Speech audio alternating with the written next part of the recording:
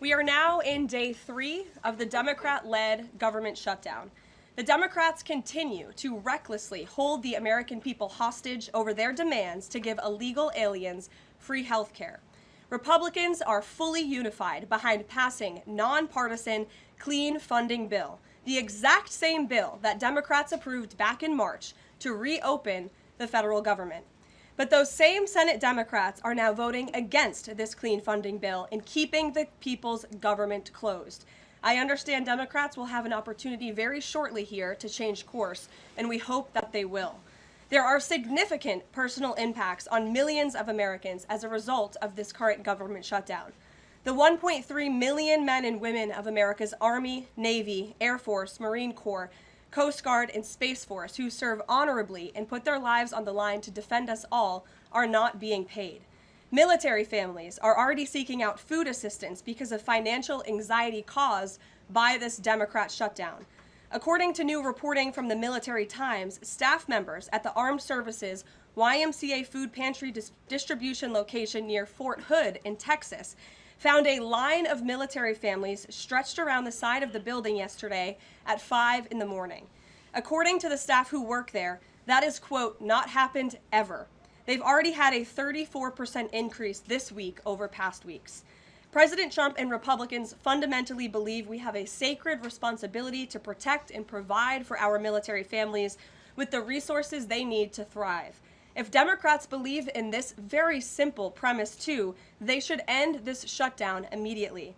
Unfortunately, the severe impacts of the Democrat shutdown extend beyond our troops. Nearly 7 million mothers, infants, and low-income families who rely on government-run food assistance will be in jeopardy if the WIC program runs out of money in the weeks ahead. The more than 13,000 air traffic controllers who ensure that Americans fly safely in airports across the country are currently working without pay. The National Flood Insurance Program is in danger of lapsing, which could leave families without necessary help if a disaster strikes, and we are in the middle of hurricane season. Critical services offered at Social Security field offices are reduced for senior citizens and disabled Americans. Helpful transition assistance programs are not being provided for veterans who fought to defend our country and are now trying to re-enter civilian life. The economic consequences of this shutdown are piling up every day. Policymakers, markets, and even the Federal Reserve are flying blind at a key juncture because BLS and BEA data are on hold until the government reopens. Democrats shutting down the federal government to give health care to illegal aliens could lead to lower growth and higher unemployment rates for Americans. According to a new memo from the Council of Economic Advisors, the U.S. economy could lose $15 billion of growth domestic product each week.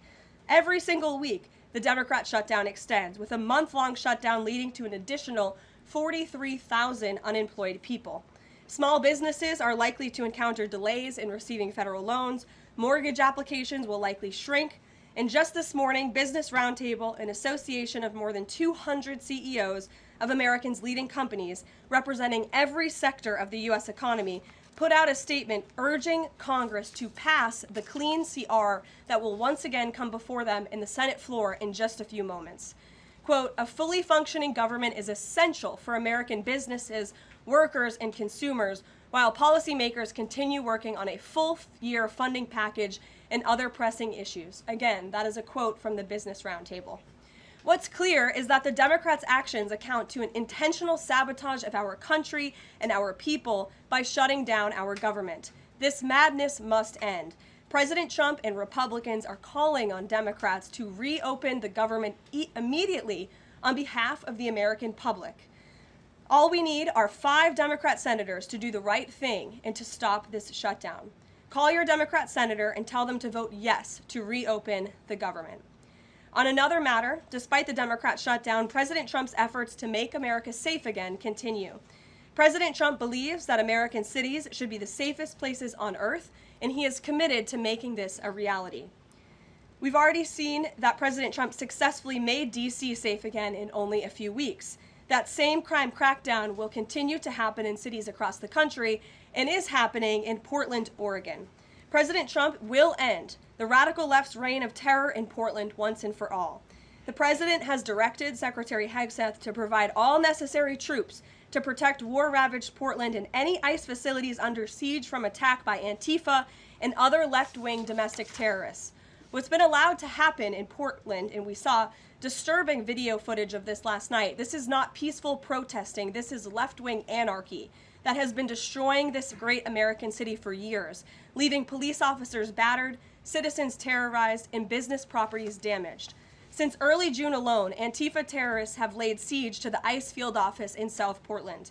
These radical left-wing lunatics have violently breached the ICE facility by using a stop sign as a battering ram, hurled explosives and other projectiles at law enforcement, repeatedly assault and dox officers, berate their law-abiding neighbors, and have even rolled out a guillotine in front of the ICE facility. And more people should be reporting on that. President Trump has sent federal law enforcement to protect federal assets and arrest those fueling this violence. Just last night, we saw an extremely troubling incident where conservative journalist Nick Sorter was captured on video being taken into custody by the Portland police after he was ambushed by Antifa and was defending himself from these assaults. But instead of arresting these violent mob members night after night after night who are ravaging this community, the police arrested a journalist who was there trying to document the chaos, and everyone in this room should be extremely concerned about that.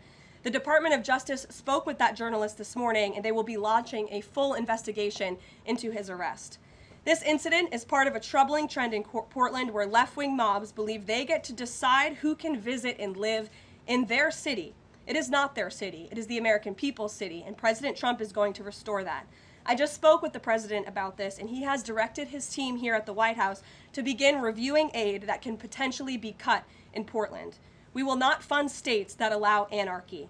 There will also be an additional surge of federal resources to Portland immediately, including enhanced CBP and ICE resources. Law and order will prevail, and President Trump will make sure of it. With that, I'll take your questions, and we will begin today's briefing with our new media seat, Amanda Head from Just the News. Amanda, thank you for being here. Thank you, Caroline. On that most recent topic that you mentioned, reportedly Portland police have not been able to engage protesters to the degree that they normally would. Does the president plan on handling this from that angle as well with city leaders? Yes. From our understanding, the law enforcement that we have here in the Homeland Security Task Force, I spoke with them this morning, and what they're seeing is that unfortunately, local police has been restricted from responding or cooperating at all with federal authorities, which is completely absurd. We have surged federal law enforcement personnel to this city to restore law and order and to work alongside local law enforcement. And we've seen the benefits of this in Washington, D.C., and all of you live here, so you can agree Washington, D.C. is and feels much safer because of the cooperation between federal and local law enforcement. They can and must be working together, and we think it's despicable that these local elected officials who swear an oath to protect their people are preventing law enforcement from doing their jobs on the ground. So that's why the president has directed his team here at the White House, and they are already on it to look into how we can cut funds. And the president wants to work with anyone. If the mayor of Portland were to call him right now and say, "Mr. President, please help us," I am sure the president would be willing to do that. He is genuinely serious about wanting to restore order in America's cities. But it's become apparent that the local and elected officials in Oregon do not feel the same, and that's very unfortunate for the people who live there. Yeah, and then one more question on the government shutdown. Should there be some type of scheduled layoffs to maybe entice Democrats to come to the table, like every hour another agency, another 100 pink slips? I'm sure Russ Vought has a list of folks ready to go. Well, look, the Office of Management and Budget, as we've said repeatedly, is working with the agencies and our cabinet secretaries to identify where cuts unfortunately can and have to be made. And again, we understand there's another vote happening on the Senate floor in an hour. Maybe if Democrats do the right thing, this government shutdown can be over. Our troops can get paid again. We can go back to doing the business of the American people. But if this shutdown continues, as we've said, layoffs are an unfortunate consequence of that. And Russ Vought has been in contact with our cabinet secretaries at their respective agencies to discuss that. Thank you, Amanda. Kelly. How would this administration define what makes a Democrat agency, which agencies, and what constitutes being a Democrat agency? I think this administration has been very clear, Kelly, that we're not going to tolerate waste, fraud, and abuse in our government. And we've also been very clear to point out when agencies or when programs do not align with this administration's values of putting our country first. You've seen that with USAID and in various other cases where there's been cuts made or funding has been slashed. And so, again, unfortunately, we're having to do a massive review of the bureaucracy to be good stewards of the American taxpayer dollar. And it's the Democrats who have forced the White House and the president into this position by voting to shut the government down. You've talked about thousands likely layoffs coming. Do you have an update on the timeline for that? How quickly, and if the government is restored to funding and back in operation, will that list of potential layoffs still be on the table? Look, as I just stated, the Office of Management and Budget is in constant communication and contact right now with our cabinet secretaries and agencies across the board to identify, unfortunately, where layoffs have to be made and where cuts have to happen. But again, the Democrats have an opportunity to prevent this if they vote to reopen the government. That is all this administration and the president is asking for. Vote for a clean, continuing resolution to keep the government open. Peter. Thank you, Caroline. During the campaign, Thank you, Peter. I was raised to say thank you in the White House briefing room. During the campaign, President Trump said that he did not know anything about Project 2025. Now he knows about it. Is that the blueprint for shrinking the government? Look, the blueprint is what the president and his team and his cabinet secretaries ultimately decide. And the president trusts his cabinet secretaries to identify where there is waste, fraud, and abuse. We pointed out this morning, or Russ Vogt tweeted about this morning, a Chicago rail project that was canceled. We paused $2.1 billion in Chicago infrastructure projects, specifically the Red Line extension and the red and purple modernization projects. And it's because the administration is concerned that the Biden administration was handing out taxpayer dollars to pay for this construction based on DEI. DOT is reviewing the race-based contracting on unconstitutional grounds, and in the meantime, the Department of Transportation funds for these projects are on hold. So I guess this answers both of your questions. This would be an example of that. And just because there's so much shutdown talk, something different. What do you guys think about the NFL's decision to name Bad Bunny as the Super Bowl halftime performer, somebody who has not scheduled shows in the U.S. because he says that he's worried that ICE is going to come and arrest his fans? Well, look, I know there are many in this room who are very anxious to hear the president's response to Bad Bunny being the halftime show, so I won't get ahead of him. I won't reveal what he feels about this. Next time you all ask him a question, you're welcome to do that. I have my own feelings on that, but that's not what I'm up here to talk about. As far as ICE being at the Super Bowl, as far as I'm aware, there's no tangible plan for that in store right now. However, of course, this administration is always going to arrest and deport illegal immigrants when we find them. If they are criminals, we're going to do the right thing by our country. Kate. Did the president and Russ Vogt decide yesterday in their meeting which cuts they wanted to make to agencies and which ones would be permanent? Again, I've kind of answered this question a few different times now. It's been asked in a few different ways. Their discussions continue between the Office of Management and Budget and cabinet agencies across the board, and they are actively identifying where these cuts and these layoffs have to be made as this government shutdown hopefully does not continue. And on Hamas, the president said that if Hamas rejects the proposal that Netanyahu would have his full backing to finish the job. A UN report found that Israel was committing genocide in Gaza. Does the president have concerns about the civilians being killed, the worsening humanitarian crisis, and are there limits to what the White House would support when it comes to Israel's actions in Gaza? Look, the president has deep concerns about all of the atrocities that have taken place in the Middle East over the past few years. It's deeply unfortunate that he inherited this mess from the Biden administration. If you all recall, under President Trump in his first term, the Middle East was on a pathway for peace and prosperity. There was the historic signing of the Abraham Accords. Israel was on a path to normalization between Arab and Gulf nations, and we hope that can continue.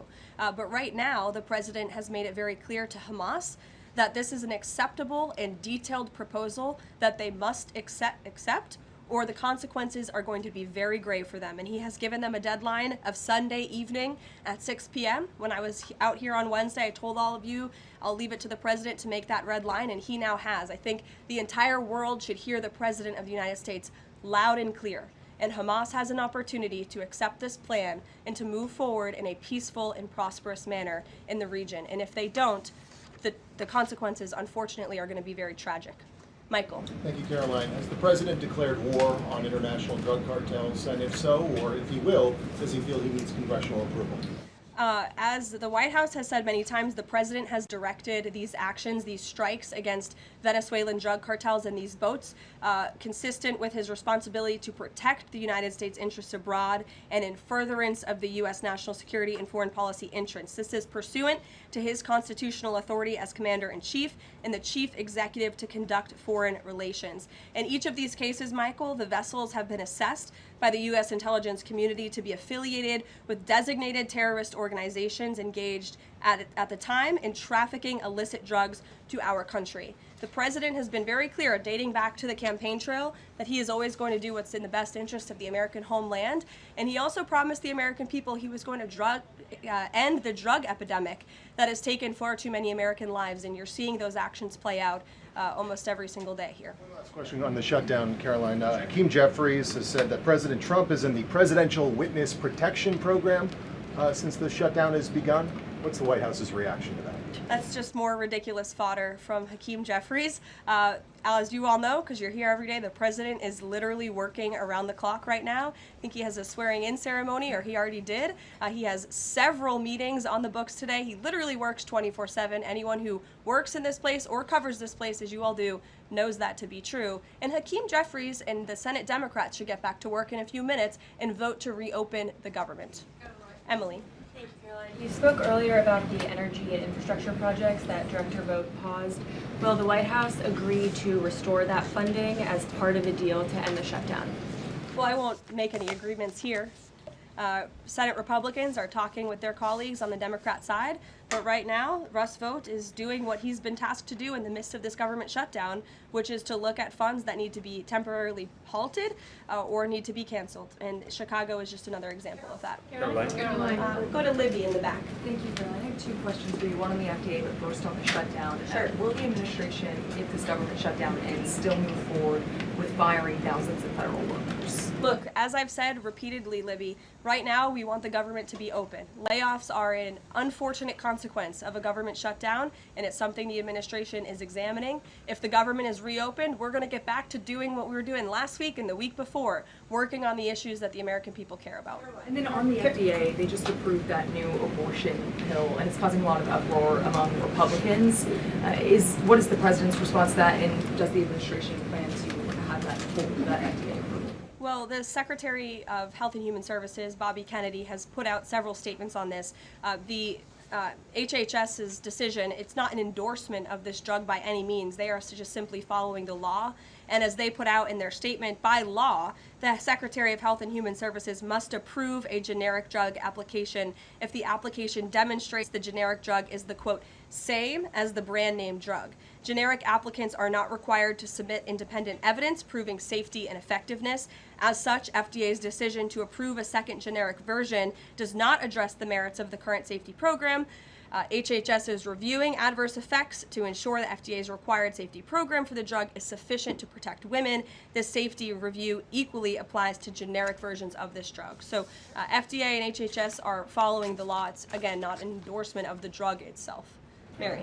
Thanks, Caroline. Two questions on the shutdown. You've argued that these impending layoffs are necessary to keep essential services up and running, but that has never been the case in any previous shutdown. Even when the government was shut down for 35 days in Trump's first term, you've never had to lay off thousands of workers to keep essential services up and running. So why are layoffs now necessary in this shutdown? Because we have an administration and we have a president who are wholeheartedly focused on restoring fiscal sanity to our government and doing the right thing by the American taxpayer. We are $37 trillion in debt, and the federal government is currently shut down. There is no more money coming into the federal government's coffers. And as you've also seen since the beginning, in January, this administration is focusing on waste, fraud, and abuse. And so Democrats have given this administration an unenviable choice to have to take a look at the balance sheet and identify where these cuts and layoffs can be made. And you just said this is an unenviable choice, that this is an unfortunate consequence, but the president has described this as an unprecedented opportunity.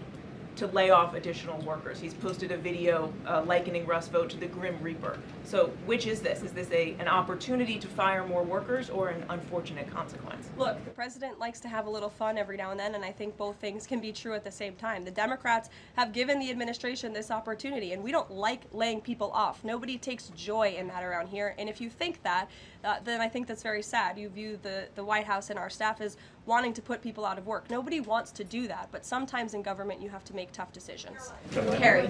Going back to Portland, as far as the city council there is concerned, they appear to be very sympathetic towards the protesters over at the ICE facility. Is the White House considering invoking the Insurrection Act over in Portland? Is that something they are considering also? As far as the Portland City Council is concerned, are they looking at the members there who are appear to be helping out the protesters as far as suggesting to get burner phones, et cetera, et cetera? That's not something I've heard that's under consideration or discussion at this time. Caroline, who's ever yelling in the back? Go ahead. Me. Sure. Thank you. Bianca Gracia here, and I have a question. This week, the Democrats have chosen illegals over hard-working Hispanic Americans during Hispanic Heritage Month, causing the White House to cancel the celebration with the president. Is the president open to letting the Hispanics, who overwhelmingly voted for him, have their own fiesta in the White House lawn opposed to the fancy, we don't need fancy schmancy, right? You can give us the backyard and we'll fill it all in and have in our own fiesta. Is the president open to that? I had no idea she was going to ask that question. I just want to preface that.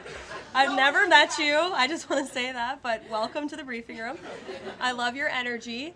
I can't personally unilaterally promise the South Lawn grounds. We have some construction going on out there, but I know that everyone here views it as very unfortunate we had to cancel or hopefully just reschedule the Hispanic American Heritage Month event, and it's because we are working around the clock during this government shutdown. When the Democrats vote to reopen the government, that event will be back in the planning stages. You're welcome. Brian, go ahead. Very much. Welcome to the briefing room, by the way. I was with the Secretary of War and the Attorney General in Memphis just the other day as we were going to a command center. And I noticed a billboard along the highway that said, "Memphis welcomes the National Guard." Now, what is your message today to Democrat mayors watching us right now that suffer from TDS and they cannot get Trump out of the way to saving their city, Portland being one of them?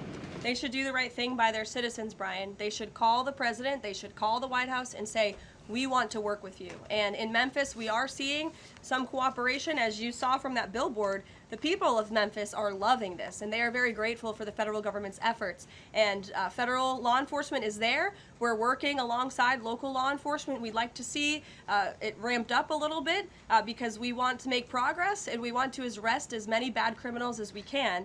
Since Monday, I do have some updated statistics from the Homeland Security Council this morning. Since Monday, 153 arrests have been made in Memphis, including 5 gang members. 48 illegal guns have been seized, and 5 missing children have already been recovered.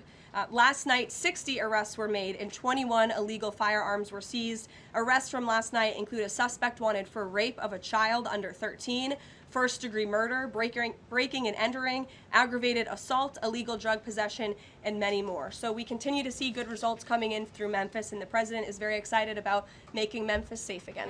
In the blue. Thank you. At the top of the briefing, you made a statement about that the Democrats are interested in giving health care to illegal immigrants. Yes, they are. U.S. law already prohibits that. It's a 1996 law saying that they cannot give unauthorized immigrants any federally subsidized health care coverage through Medicaid, the Affordable Care Act, or the Children's Health Insurance Program. There seems to be a disconnect in the messaging. Are you denying that Medicaid money has never gone to illegal aliens in the United States of America? I'm asking you if you can explain the disconnect in the messaging. I most certainly can. The Democrats' proposal, their continuing resolution, let me just reiterate, the Republicans' continuing resolution was a clean continuing resolution. There was no partisan politics injected into it. There were no conservative wish lists injected to it. What the Republicans want, and still want to this very second, is a clean continuing resolution to fund the United States government. What did the Democrats want in their continuing resolution? They inserted a provision to undo a provision in the Working Families Tax Cut, the One Big Beautiful Bill, that ended taxpayer-funded health care illegal benefits for illegal aliens. Democrats' proposal would require Medicaid to pay more for emergency care provided to illegal aliens than Medicaid does for American patients who are disabled, elderly, or children.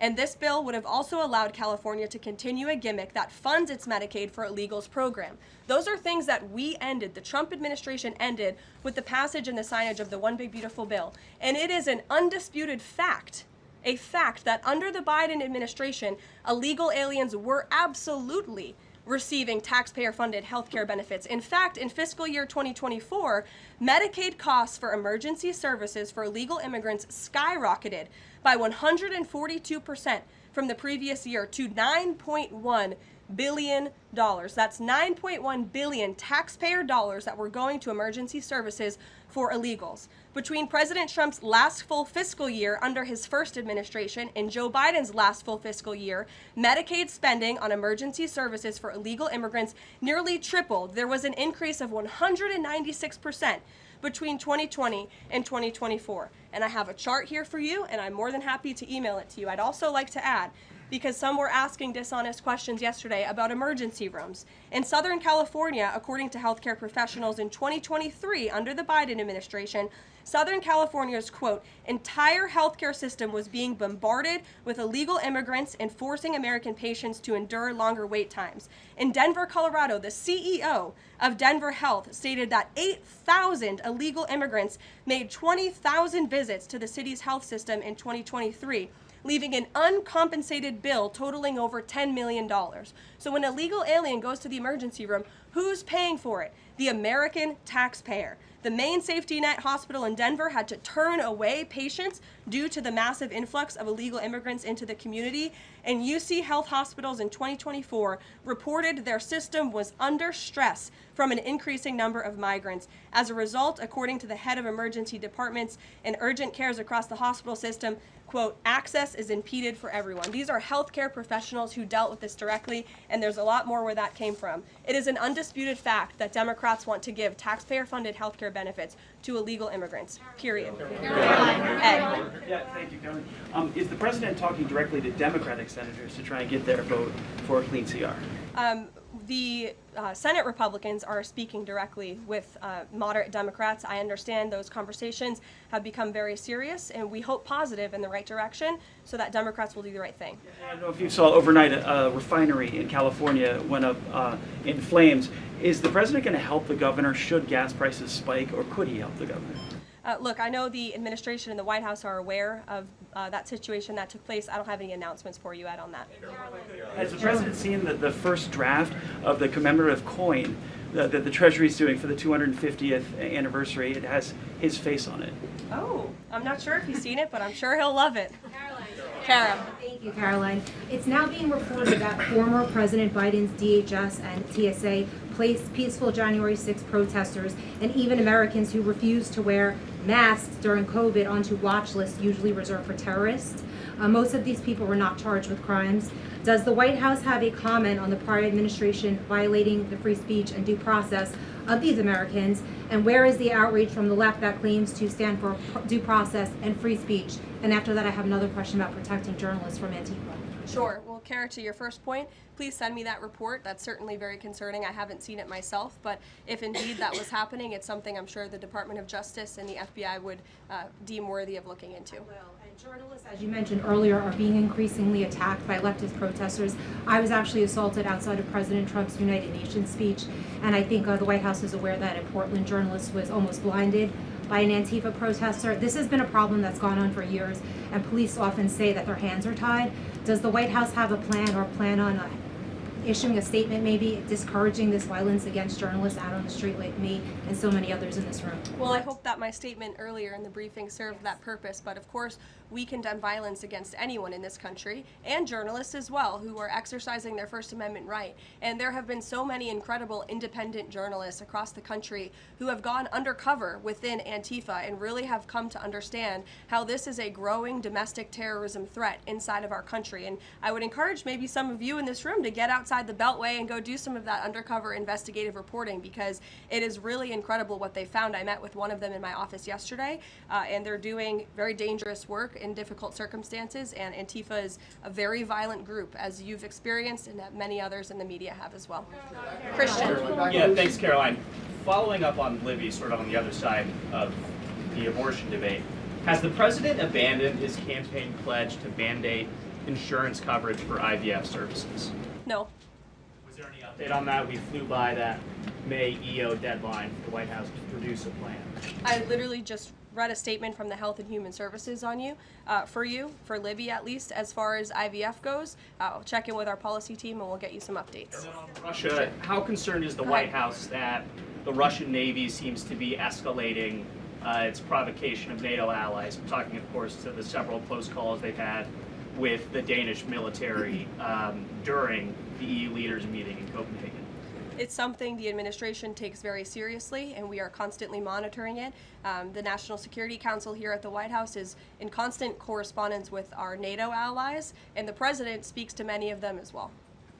Yes. We've seen a spate of gun violence in this country, both mass shootings. We've seen this Michigan church that was attacked, children being shot in pews in Minnesota. We've also seen politically motivated assassinations of Minnesota lawmakers, Charlie Kirk. Has any of this made the president or the White House rethink gun safety prevention in this country? Either red flag laws, I know that was a conversation in the first Trump administration, or is there anything on the table right now on gun violence? Of course, this is an extremely pressing issue for the administration in our entire country. It's deeply alarming to everyone here, the violence that we've seen taking place all over the country, the assassinations that have unfortunately, tragically taken place throughout the last several months. There are many discussions about how to prevent such violence and how we can ensure that law enforcement has the resources they can on the ground to not only respond, but again, to prevent such tragedies from taking place. If there are red flags with an individual in a community, that they are treated as an emergency, a public safety emergency, not just, turn a blind eye to.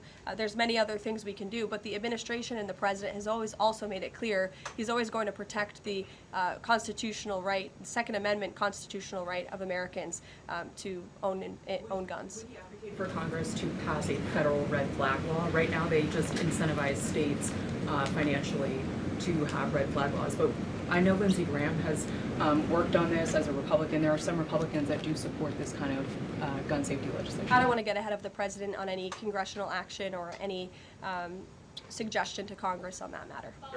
Andrew. Thank you, Caroline. Two things. First, to follow up on something you said earlier about hospitals treating undocumented or illegal aliens. Is it the administration's position that hospitals should not have to treat people who come into the emergency department who are not here legally? No, that's not our position. Our position is that it's completely unacceptable that the Biden administration paroled and encouraged an invasion of tens of millions of illegal aliens into our country and then promised them free health care. And the Democrats are on the record repeatedly stating that they believe illegal aliens should have health care benefits, free health care benefits in the United States of America. So that is a recipe for a disaster. Of course you're going to encourage a mass illegal invasion of our country, which is exactly what happened. And we've seen the unfortunate consequence of that, where American patients are being put last, where American patients are having to wait in wait rooms, where grandmothers and grandfathers are waiting hours and hours for care because they're being put behind the line to illegal aliens. And we don't agree with that. We don't support that. That's why the administration is desperately trying to fix it and deport the tens of millions of illegal aliens that the Democrats and the Biden administration allowed into our country. And we'd love to continue doing that work so long as the federal government is reopened. And there are many federal law enforcement agents and officers right now who are working without pay. That's unacceptable. The Democrats need to reopen the United States government, and we hope that they will do the right thing on the Senate floor in just a few moments. Thank you, everyone.